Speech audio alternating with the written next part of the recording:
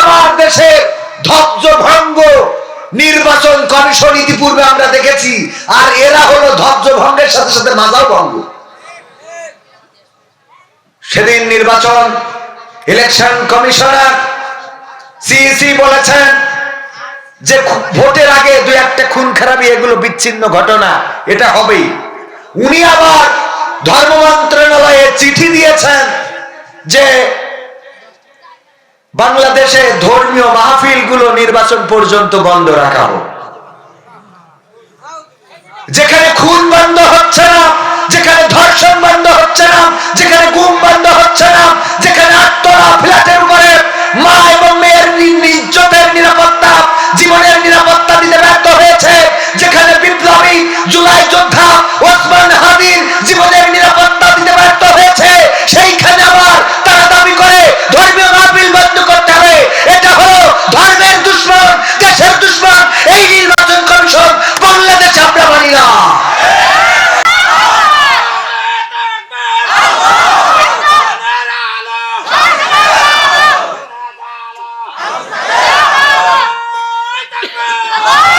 যেই নির্বাচন কমিশন একজন প্রার্থীকে নিরাপত্তা দিতে পারে নাই, ঢাকা ৮ আসনের শরীফ ওসমান হাদিকে প্রকাশ্যে দিবালোকে গুলি করা হলো, এটা নিয়ে তার কোনো ভূমিকা নাই, এটাকে বলে বিচ্ছিন্ন ঘটনা।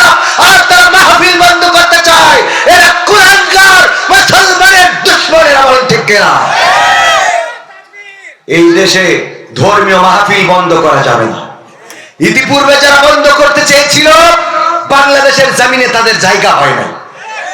এখন আর বাংলাদেশের জমিনে সেই মুখগুলো দেখা যায় না, কারণ কোরআনের সাথে ধর্মের সাথে বেয়াদবি করে টিকে থাকা যায় না। আমার দাদারা বাবরি মসজিদ ভেঙেছিল 1992 6 ডিসেম্বর। 2025 সালের 6 ডিসেম্বর আবার সেই বাবরি মসজিদের উদ্বোধন হয়েছে। শুধু উদ্বোধন হয় নাই, ভারতের মানুষেরা বাবরি মসজিদের প্রতি ভালোবাসার নিদর্শন হিসাবে গলায় করে, মাথায় করে, সাইকেলে করে, মোটর সাইকেলে করে ইট বয়ে এনে প্রমাণ করে দিয়েছে তোমরা মসজিদ ভেঙে দিতে পারো, এই পৃথিবীর জমিন থেকে, কিন্তু আমাদের কলিজা থেকে নয়, আমাদের অন্তর থেকে নয়। আমাদের অন্তর থেকে ধর্ম মুছে ফেলা যাবে না। আমাদের অন্তর থেকে আল্লাহ তার রাসূলের প্রতি ভালোবাসা মুছে ফেলা যাবে। সম্মানিত ভাইয়েরা, যারা এগুলো করতে চেয়েছে তাদের থেকে শিক্ষা নাও যে তাদের ফল কি হয়েছে। ঠিক না বেঠিক? তাদের ফল দেখার দরকার ছিল না? ছিল না? এই মাহফিলে কোন জায়গায় এমন হয়েছে মাহফিল করতে যে একজন গুলি খেয়ে মারা গেছে?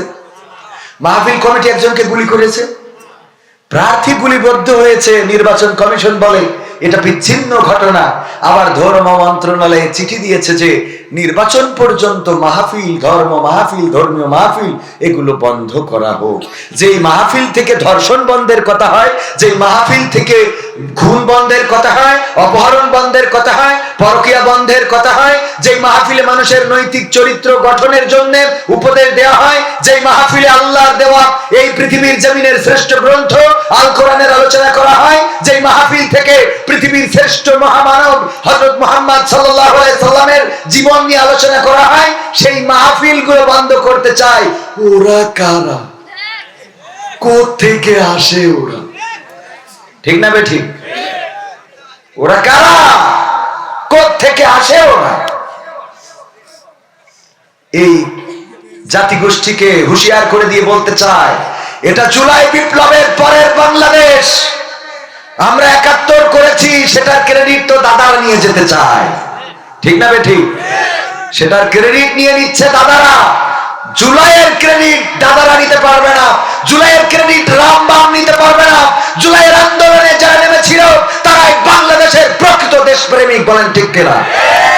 সাহস নিয়ে দাঁড়িয়েছ তাই মুক্ত হয়েছে জমিন, সাহস করে দাঁড়ালে আর একবার কায়েম হয়ে যাবে দিন।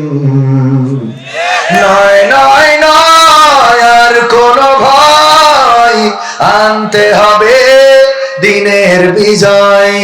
নয় নয় নয় আনতে হবে কোরআনের বিজয়, কোরআনের বিজয়। যারা ভেবেছিল ছাড়বে না আর ক্ষমতার ওই মাসনদ, দেখেছে তারা রবের পাকড়াও কি করে করে নাস্তানাবুদ। যারা ভেবেছিল ছাড়বে না আর ক্ষমতার ওই মাসনদ, দেখেছে তারা রবের পাকড়াও কি করে করে নাস্তানাবুদ। তাই নয় নয় নয় আর কোন ভয়, আনতে হবে দিনের বিজয়, কোরআনের বিজয়। মানুষের সাথে যারা করেছে দুশ্মনী, করেছে বাড়াবাড়ি, দেশের বুকে তাদের হয়নি তো জায়গা, যেতে হলো মামার বাড়ি। মানুষের সাথে যারা করেছে দুশ্মনী, করেছে বাড়াবাড়ি, দেশের বুকে তাদের হলো না তো জায়গা, যেতে হলো মামার বাড়ি। তাই নয় নয় নয় আর কোন ভয়, আনতে হবে দিনের বিজয়, কোরআনের বিজয়। কাবা রক্ষাই যেই মহারব পাঠিয়েছিলেন আবাবিল, আজও তিনি দয়াময় তেমনই আছে, বদলেনি তো এক তিল। কাবা রক্ষাই যেই মহারব পাঠিয়েছিলেন আবাবিল, আজও তিনি দয়াময় তেমনই আছে, বদলেনি তো এক তিল। তাই নয় নয় নয় আর কোন ভয়, আনতে হবে দিনের বিজয়, কোরআনের বিজয়।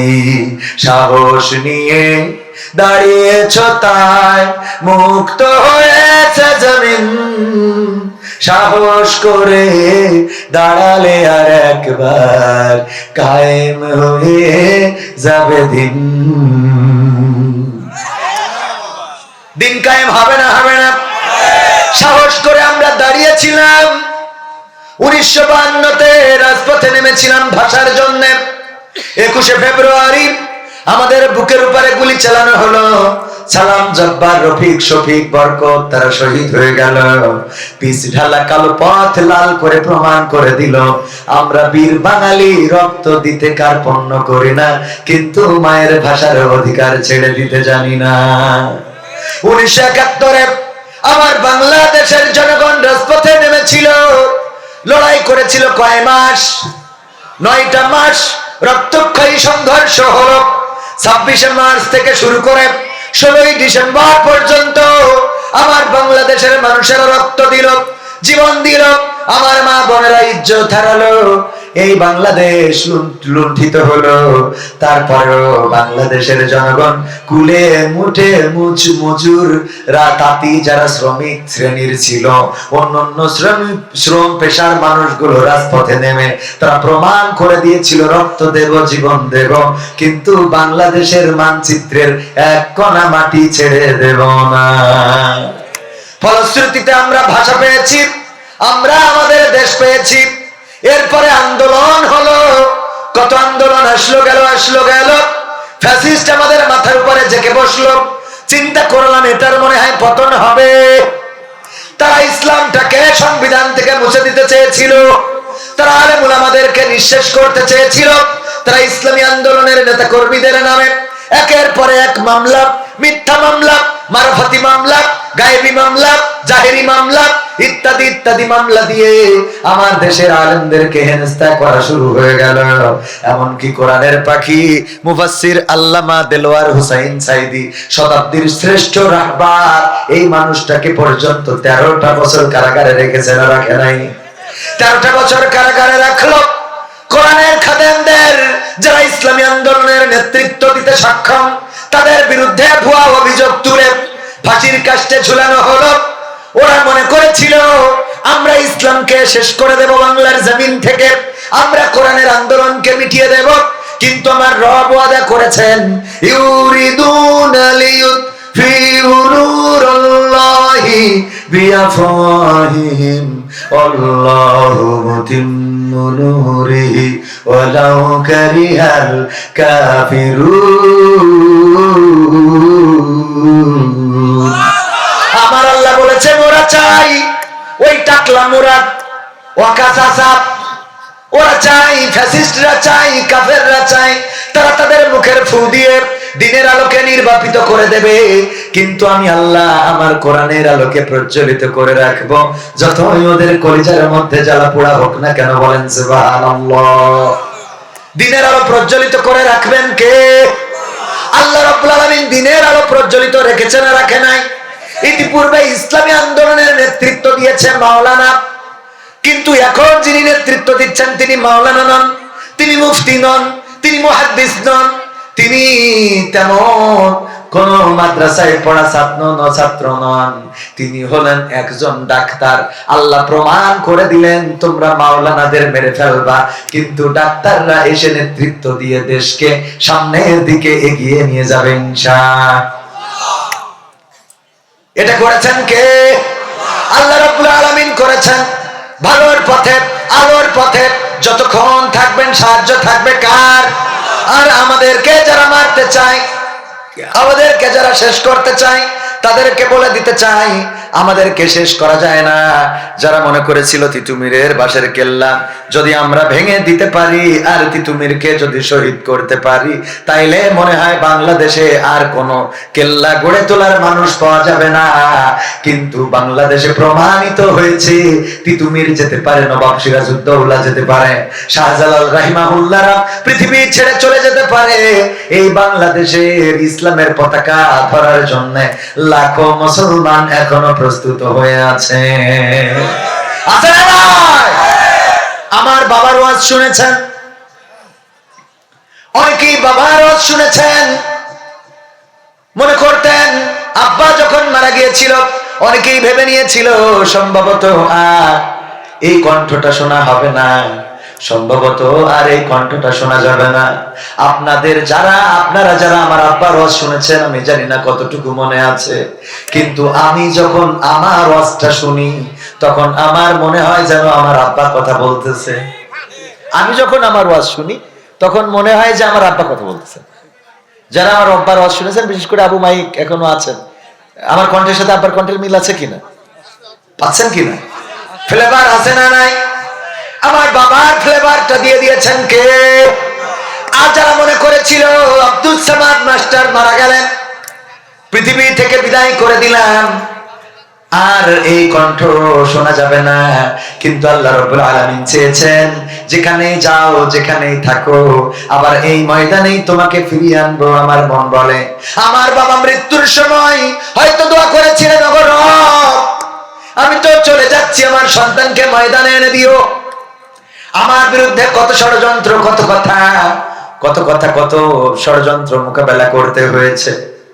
আমি যখন ছোটবেলায় মাহফিলে আসতাম তখন আমার হুজুরেরাই বিরোধিতা করতো, আমাকে কথা বলতে দিত না।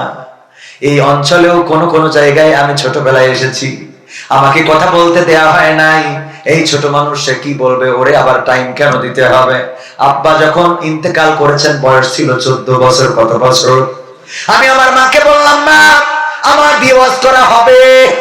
আমার মা এখনো বেঁচে আছেন। আমার মা তাহাজ্জুদের নামাজ, কোরআন তেলাওয়াত, এমন কোন দিন না, এমন কোন রাত নাই যে আমার জন্য দোয়া করেন না। আমার মাকে বললাম, মা গো এই ময়দানে ওয়াজ করা হবে না। আব্বার যারা শুভাকাঙ্ক্ষী ছিল, আরে দেখলাম এইগুলো কতটা নিষ্ঠুর, আমাকে তারা মাইক দিতে চায় না, আমি এই ওয়াজ করব। কিন্তু আমার আল্লাহ চেয়েছেন যে কবিরকে আবার ময়দানে আসতে হবে। আমাদের নসিবের মালিক কে? আমাদের ভাগ্যের মালিক কে?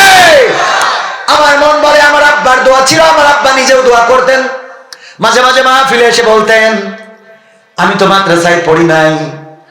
আমি যখন দক্ষিণে যাই, মানে আমার আব্বা বলতেন আমি তো মাদ্রাসায় পড়ি নাই, আমি যখন দক্ষিণে যাই মানুষেরা সুন্দরবন থেকে হরিণ শিকার করে আমারে খাওয়ায়, আর আমার সন্তান মাদ্রাসায় পড়ে, একদিন আমার সন্তান সুন্দরবনের বাঘ শিকার করে খাবে। যদিও ভাত খাওয়া জায়েজ নাই, কিন্তু এখন তার থেকে ভালো কিছু খাওয়ার তৌফিক দিয়েছেন কে? আল্লাহ রাব্বুল আলামিন দিয়েছেন। আমার মা তাই তাহাজ্জুদের নামাজ, যায় নামাজ ভিজিয়েছেন। আল্লাহ, আমাদের স্বপ্ন ছিল আবার যেন আমাদের সন্তান কোরআনের বয়ান করে।